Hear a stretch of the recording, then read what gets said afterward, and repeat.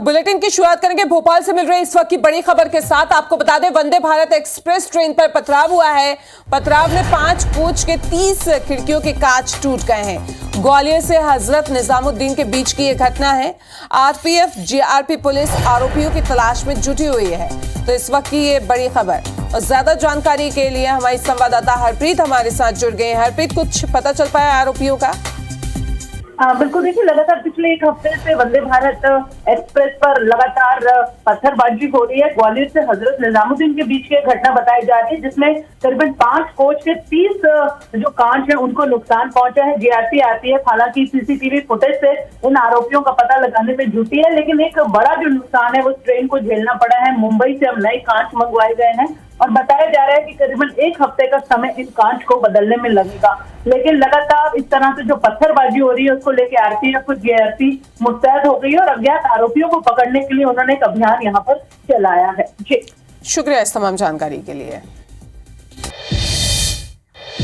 दमोह के गंगा जमुना स्कूल धर्मांतरण मामले में लगातार नए खुलासे हो रहे हैं। स्कूल के संचालक हाजी इदरीस की भोपाल में भी कई संपत्तियों का खुलासा हुआ है। राजधानी के अशोका गार्डन इलाके में श्री राम हॉस्टल नाम से हॉस्टल चल रहा है।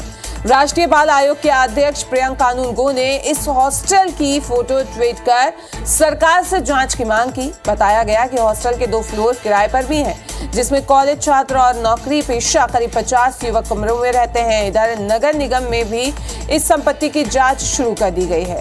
गंगा जमुना नाम से संचालित दुकानों, मॉल और हॉस्टल पर नोटिस छपवाकर 3 दिन में प्रॉपर्टी की तमाम डिटेल्स मांगी गई हैं। हैरानी यह है कि श्री राम हॉस्टल की बिल्डिंग के बाहर भारत का संदिग्ध अधूरा नक्शा भी लगा है, जिसमें कश्मीर गायब है। जायजा लिया संवाददाता ब्रजेश जैन ने। भोपाल में गंगा जमुना इंडस्ट्री की एक और प्रॉपर्टी का पता चला है। देखिए, यहाँ हॉस्टल संचालित किया जा रहा है। अशोका गार्डन का इलाका है और यही वही हॉस्टल है जो फोटो जो है जिस हॉस्टल का ट्वीट किया है राष्ट्रीय बाल आयोग के अध्यक्ष प्रियंका कानूनगो ने, और इसी हॉस्टल में प्रॉपर्टी की जांच की मांग की है। इससे पहले देखिए, हम नगर निगम का नोटिस दिखाते हैं। नगर निगम ने भी अब गंगा जमुना के नाम से भोपाल में जहाँ जहाँ भी प्रॉपर्टी है उसकी जाँच शुरू कर दी है और नोटिस चस्पा किए गए हैं तमाम प्रॉपर्टीज पर। यहाँ मोहम्मद राशिद जो इस बिल्डिंग के रजिस्टर्ड ओनर है, उनके लिए ये नोटिस यहाँ पर चस्पा किया गया है। 9, 10 और 11 यानी 3 दिन में जवाब देने के लिए कहा गया है और कहा गया है कि 3 दिन में प्रॉपर्टी की पूरी डिटेल्स, प्रॉपर्टी यहाँ कैसे खरीदी गई, कब से खरीदी गई, टैक्सेस पे किए गए हैं या नहीं किए गए हैं, उसका नक्शा कब पास किया गया है, तमाम चीज़ें। और हॉस्टल की जांच की मांग की जा रही है। तो हॉस्टल के अंदर हम भी चल के देखते हैं कि आखिर हॉस्टल के अंदर जो व्यवस्था है। देखिए, यहाँ एक ऑफिस है इस पूरे हॉस्टल का। हालांकि गंगा जमुना मंजिल बिल्डिंग के नाम से जो है, ये पूरी बिल्डिंग का नाम है, लेकिन श्री राम हॉस्टल यहाँ संचालित किया जा रहा है। अंदर ऑफिस में देखिए कुछ अरबी भाषा में कुछ नेम प्लेट हो सकती है ये, या फिर कोई श्लोक हो सकता है। और ऊपर देखिए यहाँ पर पूरे हॉस्टल में नीचे का अगर फ्लोर की बात करें तो नीचे तमाम कमरों में ताले लगे हुए हैं। ये जो हॉस्टल है ये गंगा जमुना हॉस्टल है या श्री राम बोर्ड लगा हुआ है, किस नाम से संचालित है? सर, ये हॉस्टल का नाम जो है तो श्री राम मौज हॉस्टल है ना, और ये एग्रीमेंट मतलब कि रेंट पे चल रहा है हॉस्टल। ये कौन ओनर है और कब से रेंट पर लिया, कितने लोग रहते हैं इसमें, क्या करते हैं लोग जो रहते हैं वो क्या करते हैं? सर, हॉस्टल के ओनर का नाम रामनाथ उपाध्याय है और ये एक अंबिका सिंह करके है, और ये नवंबर से हॉस्टल है।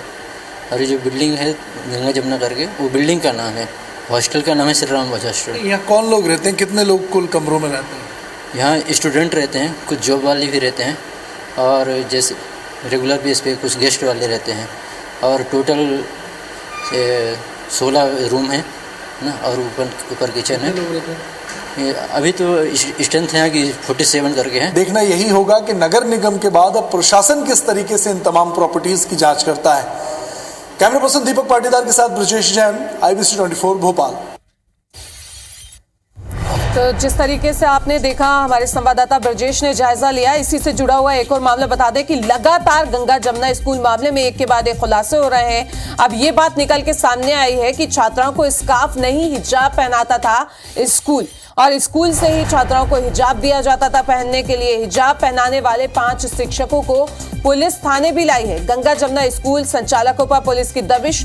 हाजी इदरीस खान के घर और कई ठिकानों पर भी छापा पड़ा है। इसके साथ ही गंगा जमुना स्कूल के प्राचार्य समेत अन्य स्टाफ को हिरासत में लिया गया। मौके पर भारी संख्या में पुलिस बल भी तैनात है।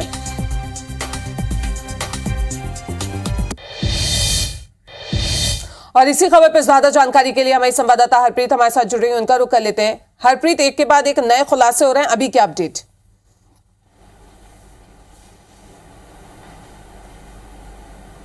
बिल्कुल, देखिए एक के बाद एक नए खुलासे हो रहे हैं। यहाँ पर सबसे पहले स्कूल प्रबंधन ने इस बात से बिल्कुल इनकार कर दिया था कि वो छात्राओं को हिजाब पहनाते हैं। उन्होंने कहा था कि गैर मुस्लिम जो छात्राएं हैं उनको स्कार्फ पहनाया जाता है, लेकिन पुलिस जांच में इस बात का खुलासा हो गया है कि छात्राओं को हिजाब भी पहनाया जाता था।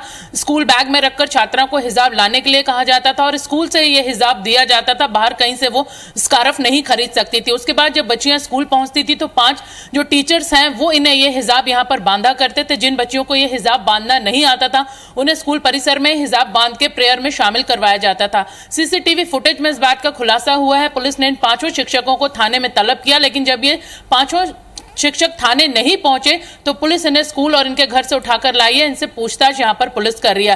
फिलहाल पुलिस जांच में इस बात का खुलासा साफ हो गया है कि लड़कियों को, छात्राओं को स्कार्फ नहीं हिजाब बांधा जाता था। जी हरप्रीत, आपसे यहाँ ये भी जानना चाहेंगे कि जिन 5 टीचर्स से पूछताछ यहाँ पे चल रही है उनके कुछ नाम पता चल पाए, और क्या बच्चों ने ऑब्जेक्शन नहीं लिया था इस चीज को लेके कि जबरदस्ती उनको हिजाब यहाँ पे पहनाया जा रहा है?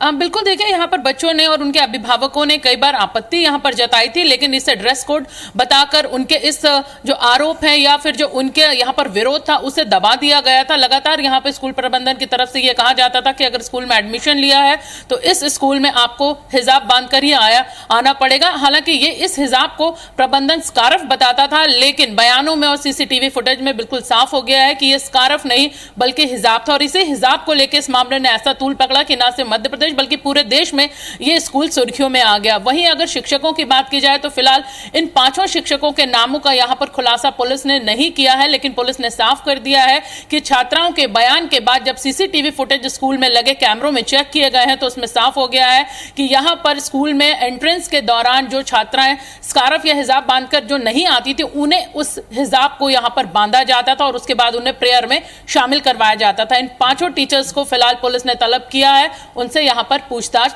की जा रही है। जी हरप्रीत, एक के बाद एक लगातार खुलासे हो रहे हैं। हॉस्टल का भी जिस तरीके से जिक्र सामने आया है कि हॉस्टल भी यहाँ पे संचालित किया जा रहा था अशोका गार्डन में।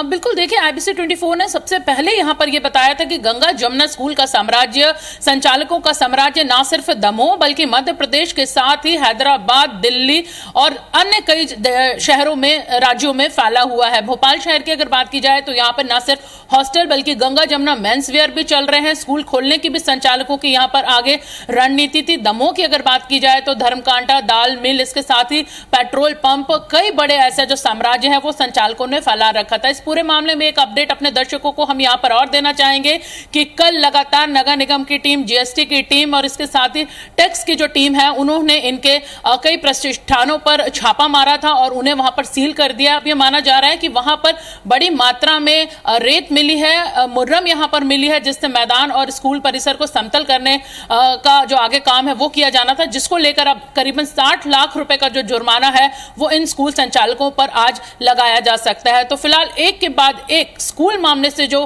परत यहां पर खुली है उसके बाद अब एक के बाद एक यहां पर कई बड़े जो खुलासे हैं वो गंगा जमुना इन संचालकों के खिलाफ हो रहे हैं। हरप्रीत, लगातार हम देख रहे हैं इस मामले में पुलिस भी काफी एक्टिव नजर आ रही है। जिस तरीके से रात में भी देखने आया कि पुलिस का भारी तैनात किए गए थे पुलिस बल, लगातार पूछताछ की जा रही है।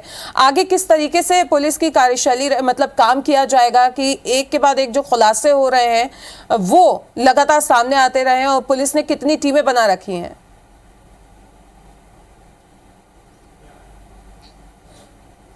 बिल्कुल, देखिए ये एक ऐसा मामला है जिसे पहले कलेक्टर, जिला शिक्षा अधिकारी ने क्लीन चिट दे दी थी, लेकिन जब IBC 24 के टीम ने बाल आयोग से यहां पर बातचीत की थी और उसमें खुलकर जो चीजें हैरान सनसनीखेज खुलासे यहां पर हुए थे, उसके बाद ना सिर्फ मुख्यमंत्री शिवराज सिंह चौहान बल्कि गृह मंत्री सहित तमाम जो कहा जाए कि सरकार है उसने यहां पर दमोह में आदेश दिए थे कि इस पूरे मामले में बड़ी कार्रवाई की जाए, पूरी जांच यहां पर की जाए और दोषियों को बख्शा ना जाए।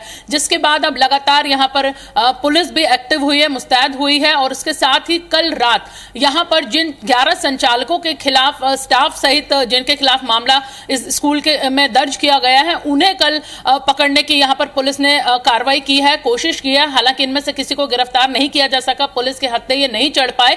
लेकिन वहीं एक और समाज का यहाँ पर विरोध सामने आया, क्योंकि इन 11 लोगों के खिलाफ जो मामला दर्ज किया गया है उसमें मुस्लिम समाज के साथ ही कुछ जैन समाज के सदस्य भी शामिल हैं। तो इसे लेकर जैन समाज ने कल दमोह पुलिस थाने में अपना प्रदर्शन किया है, विरोध यहाँ पर उन्होंने जताया। लेकिन फिलहाल पुलिस इन 11 लोगों को यहाँ पर मुस्तैदी से तलाश कर रही है और उम्मीद की जा रही है कि आने वाले आज या कल में इन्हें गिरफ्तार किया जा सकता है। जी, नजर बना के रखें, आगे भी अपडेट इस मामले से जुड़े हुए आपसे लेते रहेंगे। फिलहाल अभी के लिए आपका बहुत बहुत शुक्रिया।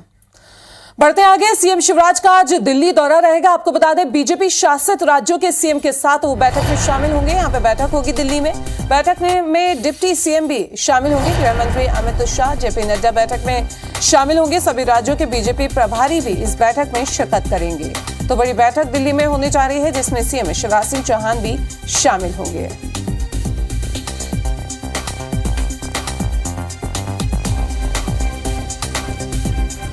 तो चलिए आपको बता दें ये भी कि आंगनबाड़ी कार्यकर्ताओं का सम्मेलन आज होने जा रहा है। सुबह 11 बजे भोपाल के मोतीलाल नेहरू स्टेडियम में यह कार्यक्रम होगा, जिसमें सीएम शिवराज सिंह चौहान भी शामिल होंगे। आंगनबाड़ी कार्यकर्ताओं को आज सौगात मिल सकती है।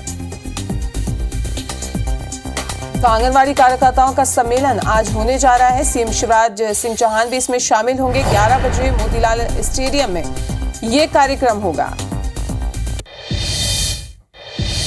तो महाकाल लोक की क्षतिग्रस्त मूर्तियों की जांच होगी। AMPRI में ये जांच में होगी क्षतिग्रस्त हुई मूर्तियों की जांच। लोकायुक्त टीम ने लिए हैं क्षतिग्रस्त मूर्तियों के सैंपल। तो सैंपल ले लिए गए हैं और जल्द इसकी जांच शुरू कर दी जाएगी। महाकाल लोक की क्षतिग्रस्त मूर्तियों की जांच होगी। AMPRI में होगी क्षतिग्रस्त मूर्तियों की जांच हुई है। आपको बता दें, लोकायुक्त ने लिए थे क्षतिग्रस्त मूर्तियों के सैंपल। तो सैंपल यहां पे लिए गए, जांच चल रही है। उज्जैन से बड़ी खबर, जहां पे महाकाल की शरण में पहुंचे हैं कर्नाटक डिप्टी सीएम डीके शिव कुमार। महाकाल की भस्म आरती में वो शामिल हुए। इसके साथ ही डीके शिव कुमार काल भैरव के भी दर्शन करेंगे। ये तस्वीरें भी आपको दिखा रहे हैं। उज्जैन की ये तस्वीरें हैं जहां पे महाकाल के दर्शन किए। कर्नाटक के डिप्टी सीएम ने महाकाल की भस्म आरती में वो शामिल हुए और इसके साथ ही दुग्धाभिषेक यहाँ पे उन्होंने किया। गर्भगृह की ये तस्वीरें आपको दिखा रहे हैं जहाँ पे भस्म आरती में वो शामिल हुए और काल भैरव के भी दर्शन करेंगे। 2 दिवसीय मध्य प्रदेश दौरे पर हैं, महाकाल की भस्म आरती में शामिल हुए।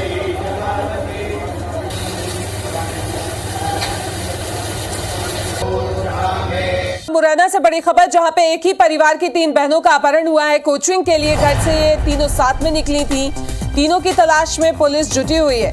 सबलगढ़ थाना क्षेत्र का ये पूरा मामला है। तो इस ज्यादा जानकारी के लिए हमारे संवाददाता सत्येंद्र जुड़ गए हैं। सत्येंद्र, कुछ पता चल पाया है तीनों का?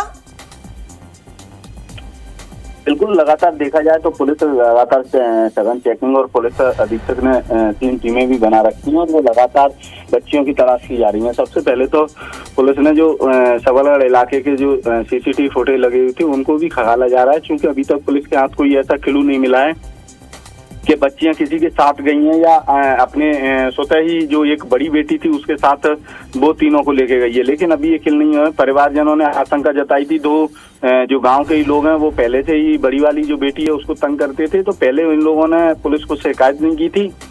लेकिन जैसे ही पुलिस से अब ये बताया है कि ऐसे ऐसे एक गांव कुछ लोग हैं उनसे विवाद है, तो उन 2 लोगों को भी राउंड अप किया गया, उनसे भी पूछताछ की जा रही है। अन्य जो वो है जो लड़की है, हालांकि जो छोटी छोटी ज्यादा बड़ी बच्ची नहीं है, एक बेटी है वो जरूर बड़ी है। हालांकि पुलिस ये दावा कर रही है कि जल्द ही अगर अपहरण किया होगा तो सकुशल आरोपियों से लेकर और बच्चियों के उसके परिवार को सुपुर्द किया जाएगा। लेकिन हालांकि पुलिस दोनों अंदेशाओं पर जांच कर रही है कि कहीं बड़ी वाली बेटी तो तीनों को लेके नहीं गई है। हो सकता है कि घर में कोई विवाद चल रहा हो, पिता ने कहीं कोई बात कही हो, इस कारण से तीनों बच्ची लापता हो गई। सत्येंद्र, आपने परिवार वालों से बात करने की कोशिश की कि जिस तरीके से आप कह रहे हैं कि हो सकता है कोई विवाद हो, और उम्र क्या है बच्चियों की?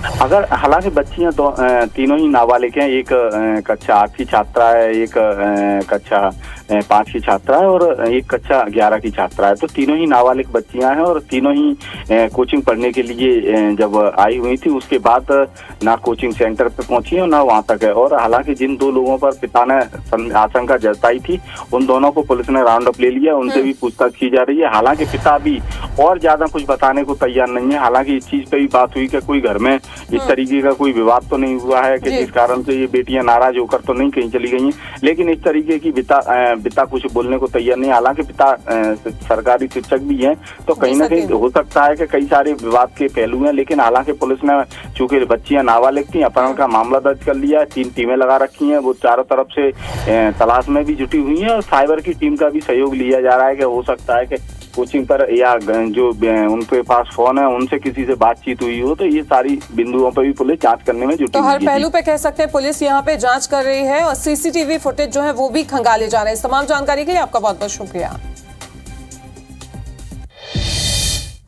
इंदौर से बड़ी खबर जहां पे बीजेपी नेता की पिटाई का मामला सामने आया है। बीजेवाईएम के शहर अध्यक्ष की पिटाई हुई है। बीजेपी कार्यकर्ताओं पदाधिकारियों ने पिटाई की है। बता दें कि बीजेवाईएम प्रदेश मंत्री शुभेंद्र के पिता पर टिप्पणी का आरोप है। बीजेवाईएम प्रदेश अध्यक्ष वैभव भी मौके पर मौजूद थे। दोनों पक्षों को बीजेपी कार्यालय तलब किया गया। जो संगठन के हमारे मुखिया अध्यक्ष को बताया। इस बुलेटिन में अभी के लिए फिलहाल इतना ही, लेकिन खबरों के लगातार अपडेट के लिए आप बने रहिए IBC 24 के साथ। नमस्कार।